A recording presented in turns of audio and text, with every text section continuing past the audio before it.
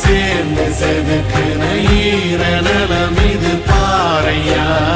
வாழும் வரையிலும் நீயும் விதைக்கிற கடமை இருக்கு கேளையா கோழி விளக்காயேந்தி கிடந்த வீடு இருண்டது ஏனையா மாட விளக்கா நீயும் வரத்தா வீடு ஏங்கி இருக்குதையா எத்தனை சாமி வந்ததையா இது எந்தெந்த சாமி தந்ததையா எத்தனை பாட்ட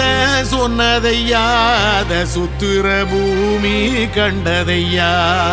அடிச்சு வீசும் காத்திலையும் அந்த தகப்பனாச சுத்துதையா